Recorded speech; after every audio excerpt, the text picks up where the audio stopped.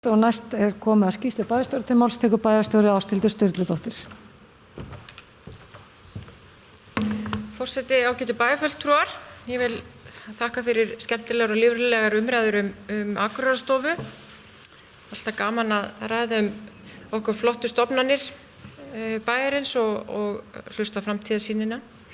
En mér langaði til þess að fara yfir þau verkefni sem bæjarstjóri hefur verið að taka þátt í eða sinna svona hluti af þeim allavega frá síðasta fundi sem var haldinn 19. febrúar síðastliðinn.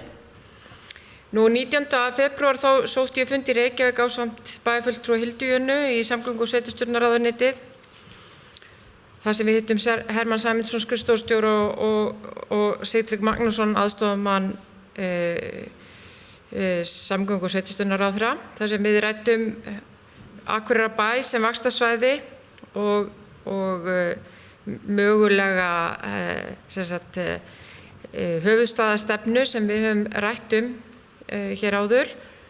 Og það mikill áhugi inn í ráðuneytinu fyrir þessu verkefni og ráðherra hefur mikinn áhuga á þessu verkefni og nú þegar hefur verið nefnt að Tromsø gæti verið fyrirmyndin og ráðuneytið hefur mikinn áhuga á því við förum til Tromsø og kynnum okkur sveitarfélagið og hvað gert hefur verið þar og nú þegar byrjað að undirbúa slíka ferð með þeim.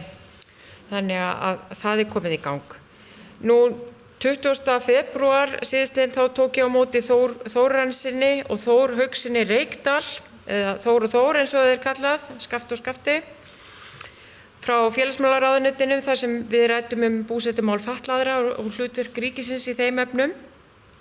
Við notuðum tækifærið og skrifuðum undir samning öryggisvistun milli Akureyrarbæjar og félagsmálaráðuneytisins og þetta í fyrsta sinn sem skrifaður undir samninginn á fyrri hluta ársins. Venjulega hefur þetta verið gert í desemberlok en við kláruðum mjög fínan samning fyrir þetta ár og greiðslur berast nú jöfnum höndum mánaðarlega í stað þess að það fjármagn komi inn í lok ársins og verið hefur. Þannig að greiðsluflæðið eðlilegt sem setur ekki okkar uppgjör í uppnám eins og verið hefur undanfarna áratugi. En allavega við erum komin í gott samtal þetta málefni og farin að horfa til þess að félagsmálaráðuneytið fari að huga að byggingu á húsnæði fyrir þessa þjónustu og sitt hvað fleira. Nú 20. þann sama dag átti ég símaviðtal við Hjálm Hjálmsson, ráðgjafa hjá Capacent, vegna verkefnisins skipulag stjórnsýslu loftslagsmála á Íslandi. 21. febrúar þá fórum við Karolína Gunnarsdóttir sviðsstjóri búsetusviðs á rúndinum Akureyrarbæ til þess að ég fengi svona betri yfirsýn yfir búsetuúrræðin sem sveitarfélagið rekur ásamt ríki í einhverjum tilfellum. 21. febrúar þá fórum við í Davíðshús þar sem við undirrituðum nýjan rekstrarsamning Minjasafnið á Akureyri eða sem sagt Minjasafnsins á Akureyri rekstur Nonnahúss og Davíðshús og ég og Haraldur Þór Egilsson safnstjóri Minjasafnsins undirrituðu samninginn.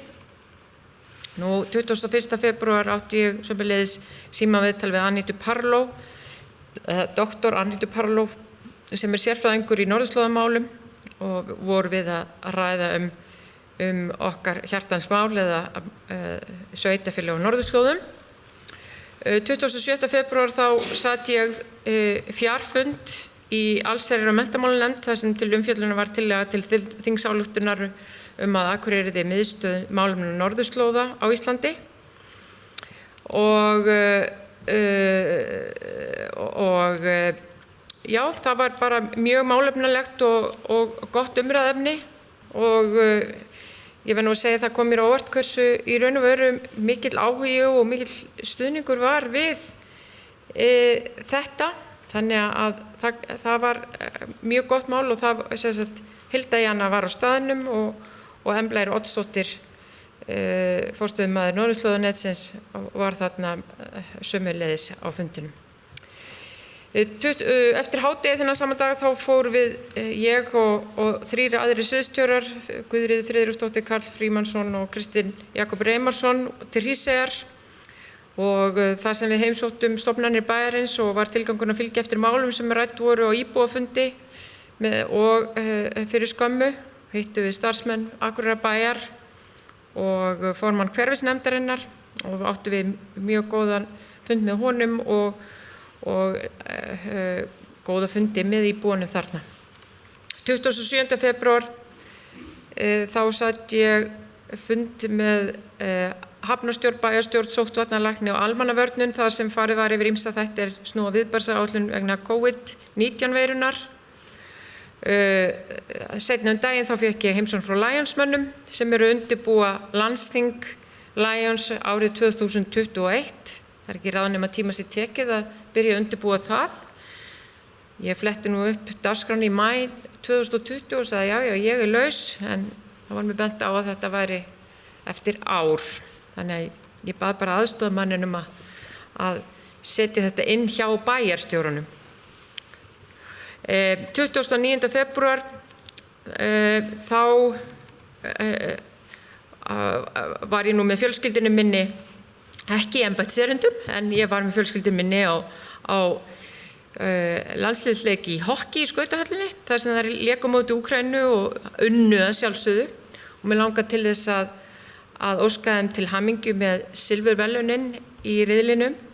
Þær sýndu hversu frábærar þær eru þarna og seiglan í þeim er alveg ótrúleg, og ég verð nú að segja að þetta er nú með skemmtilegri kappleikum sem ég hef farið á. Það er þessi hockeyleikir. Þannig að þetta var frábær skemmtun, frábær árangur, og við getum sko sannarlega verið stolt af stelpunum sem við eigum í landsliðinu.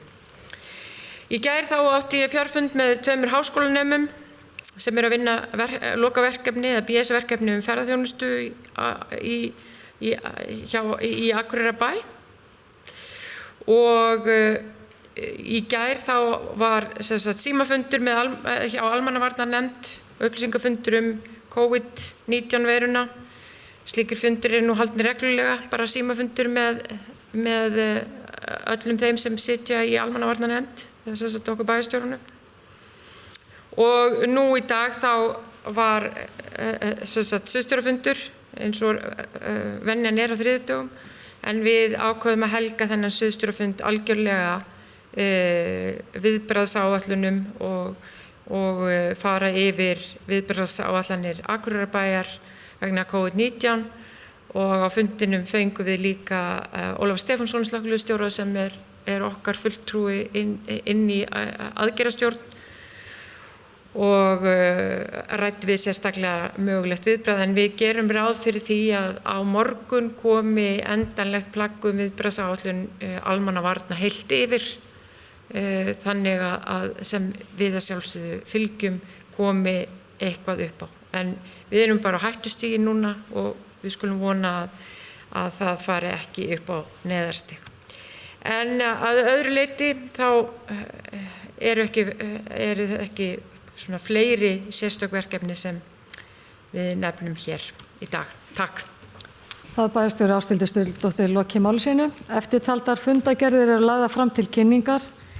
Afgreiðslufundur byggingafulltrúa 20. og 27. febrúar, bæjarráð 20. og 27. febrúar, frístundaráð 19. febrúar, fræðsluráð 17. febrúar, kjarasamninganefnd 19. febrúar, skipulagsráð 27. febrúar, stjórn Akureyrarstofu 20. febrúar, umhverfis- og mannvirkjaráð 21. febrúar og velferðarráð 19. febrúar, og þessar fundagerðir má allar nálgast á heimasíðu bæjarins.